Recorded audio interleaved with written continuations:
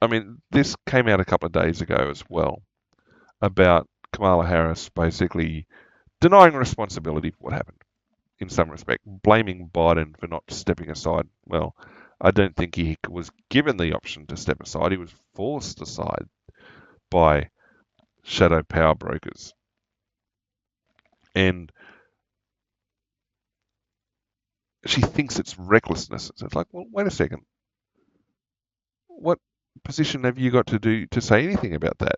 You were during the election campaign, the 2020 election campaign, you were amongst the lowest, if not the lowest polling candidate there during the entire Democratic Party primary system and season.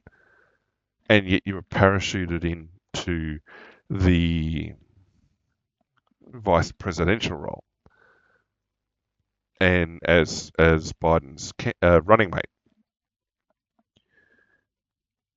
And no one bothers to think why or how somebody who was so unpopular was accepted like that or was able to take a role like that. And that it's not recklessness in and of itself.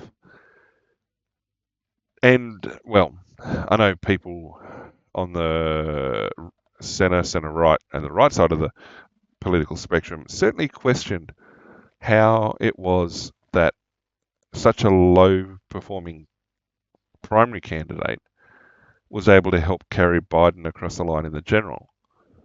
And a part of it, people say, is, well, because Democratic voters hold their nose and vote blue no matter who, and that they vote as they're told. And, well, how's that democratic? And that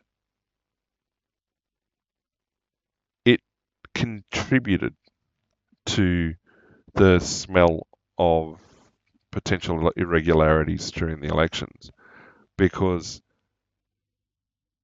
well, okay, Biden was sworn in, but at that point he's the legitimate president. But getting to that point, how pairing with somebody so unpopular was not toxic to the brand, and didn't upset the path, and that makes very little sense because it doesn't seem to happen anywhere else.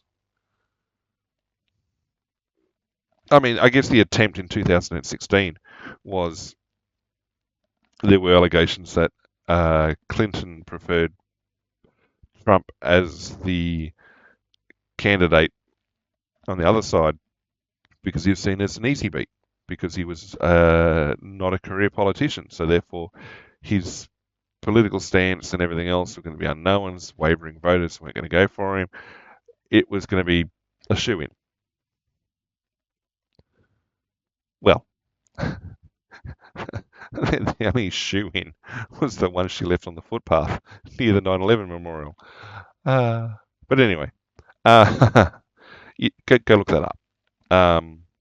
When Hillary and Clinton and Trump attended the 9/11 memorial in New York, and Hillary Clinton suffered a minor medical episode, well, or more significant medical episode, and people pretended it hadn't happened, except for the fact someone walking past had captured it on their phone. She appeared to suffer some form of seizure and was bundled into a waiting car, a van, but in the process of doing so left a shoe behind. And a lot of uh, political cartoons from Republican cartoonists or centrists and right leaning cartoonists would often include the missing shoe to indicate that Hillary Clinton was being represented or she'd be drawn with only one shoe on, that sort of thing. Anyway, while I'm not that interested in reading her book of 107 days, it's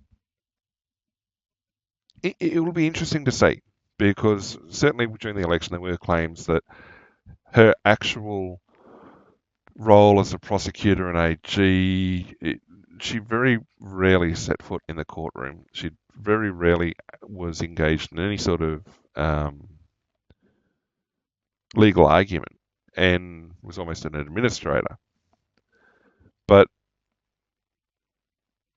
we've heard her defend her past, and we've also heard uh, a criticism of that. Again, depending on where you look, some people refuse to acknowledge there's ever been criticism of her, or that any criticism was misogynistic and hateful. But or to even fact find her statements as illogical as some of them have been. It will be interesting, though, to get an idea as what she claims in that abrupt candidacy period where she was running for 2024 and where she saw herself. That's always been an interesting thing, is how she climbed the ranks of power, why she climbed the ranks of power, what was of benefit to her as she went, and being that close to, I guess, the ultimate level and having it fall from her grasp, and in a manner that Trump was returned with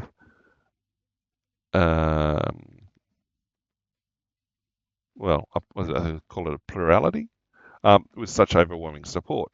And it's like, was she that unlikable? Was she still carrying the unlikability from the primary session from 2016?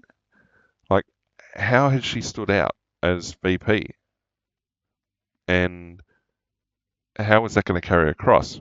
And it's always interesting to hear in their own words. I mean, while I don't have it, Hillary Clinton wrote, I guess, a post-mortem of her run from 2016 called What Happened. And people who've read it and dissected it said, look, there's very little acknowledgement of responsibility for what took place. It's always someone else's fault. And that then is, I guess, analysis that supports what some people thought about her during the election campaign and what they thought, how they thought she would have then led had she been successful in winning the presidency. And I guess 107 days here is probably going to fill in. I mean, won't be. I'm not saying it's going to be the same as what Hillary Clinton wrote, but it's going to give that insight as to how she sees things would have gone. I mean, people have already got I think people have a fair idea how they think it would have gone. Whether or not that was a realistic take, well, I mean, there's separate arguments, but yeah. I this statement, I don't think it was left to an individual. The scuttlebutt was that there was a cadre of very senior Democratic operatives, or people, who basically pulled the rug from underneath Biden and told him he wasn't running again. And Biden put the brakes on out of spite. One of the few things that people kind of agree on, that was like, it's almost like he and Jill Biden then ran as spoilers, almost to spoil Harris's run. And I mean, that was the thing. It's like people looking at it, it's like Biden had been seen as ineffective up to that point, or as a result of the debates and everything else, his health and condition certainly came to the forefront. And then you've got what happened once she took over the nomination, and people kind of saw Biden as acting as a spoiler. And yeah, it'll be interesting to see how she positions, or how she interpreted that sort of period as well. But yeah, I mean, they didn't help her, really didn't help her, and I don't think that even if they had, the outcome would have been any different. No, I think the well had been poisoned at that point, and uh, that's a deceptive statement. The polls indicating increasing support for her were very selective, is the word I'll use. It echoes back, and again, this is what Trump supporters were looking at in the lead up to 2024. Oh, this polling shows Harris is super popular. Okay, again, she's a candidate who got like 1.8% of the vote in the primary 8 years ago. How did she suddenly so popular? She hasn't done anything to draw that degree of support other than become the candidate and therefore vote blue no matter who. Where's that support? Like, what has she done to engender the support or to drive the support that she hadn't done back in 2016? 2020. 4 years, not 8 years. And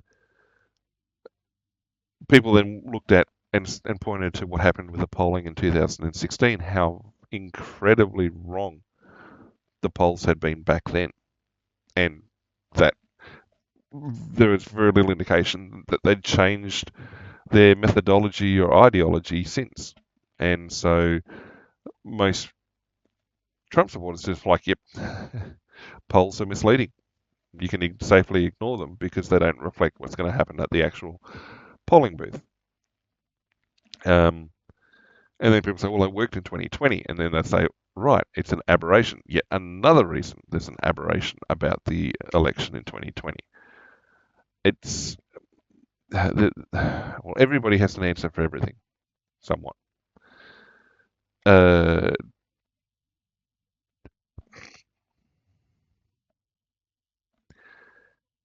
Uh, yeah, there's a lot of people who dispute that. A lot of people dispute that. Um,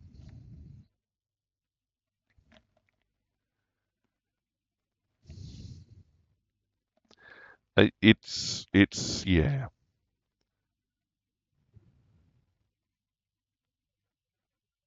It's yeah.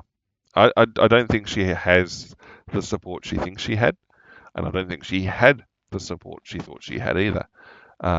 And that she rose beyond her level to a degree. Um, that I guess people were okay with her. Well, not okay with her then as well, which is AG for California. Yep, okay. People sort of didn't mind her there too badly, but yeah, no, it went beyond that,